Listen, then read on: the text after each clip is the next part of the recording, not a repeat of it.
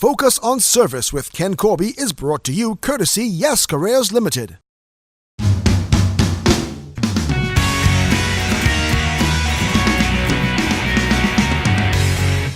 I really always remember that my boss was in economy. He traveled with his wife, and I was asleep in first class. When we got off the flight, he said to me, "Man, every time," he said, "I came through here so many times and you sleeping away, and I crouched in economy." You know, so it was a good experience. But I think this is why I'm doing this program and having these discussions really. And the idea is to highlight the fact that people, whether you're at the top of the organization or you are at the ground level of the organization, you have to look for opportunities to create wow moments for customers. Now, I've traveled quite a bit, and I often see business class and first class with empty seats. And I just wonder why nobody ever offered to bump me up, and whether they actually do that. And really, I'm hoping that people at Caribbean Airlines are listening, because it's an important lesson.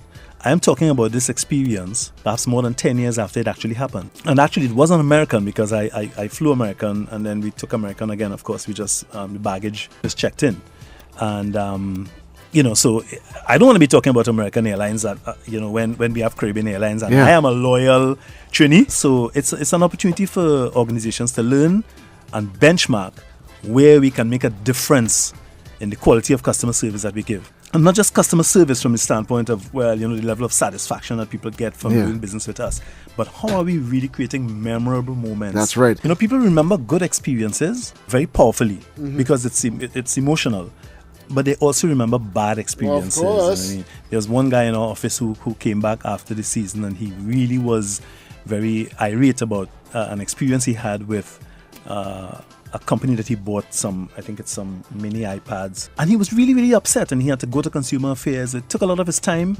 I don't think it has ended yet, but that organization, I'm obviously not going to call the name of the organization, but he has shared that with us in our office, and I'm sure that nobody in the office is going to go there or talk about it. And if you tell us a good story, the chances are it's going to be told to everyone, because I'm on this forum. Of course. I certainly will share the names of companies that we can talk about good stories, so that's an opportunity lost. Generally, I find it's two things. One is that I think trainees know how to give service, Alex, when you think of it, right? And there has to be something bigger than just the experience of going to work and getting paid and just giving ordinary service. Correct.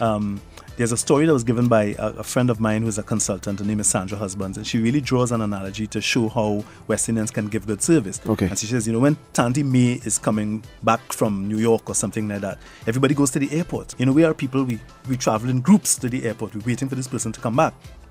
But somebody in the house suffers inconvenience because Tanti May gets their room because she's staying there for a weekend, and we buy a new bed and we get a new television. Right. You have to have something new because you have to impress Tanti a little bit.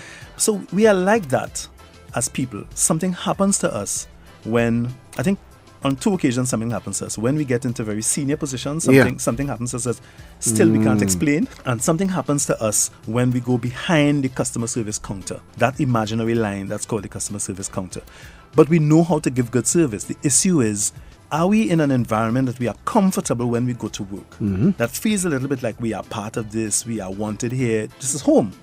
Home, you get asked, would you like to give up your room even though your room is taken? Tans is coming, so you're going to take your room. Is that okay? But the organization or organizations nurturing that kind of communication and relationship with the members of staff. And in one of my features, I talk about training people on the history, the background of the organization, the environment of the organization, and that kind of thing. So when you begin to get people, to teach people in fun ways, but this is not academic teaching. This is not training in the typical sense, right? Where they sit in a classroom and you go through these passages, right? It's an opportunity for them to learn in fun ways about things. It's trivia, and therefore that gives them something to speak about, and it promotes a memorable experience because they can talk about it, and they see themselves as having an opportunity to learn more.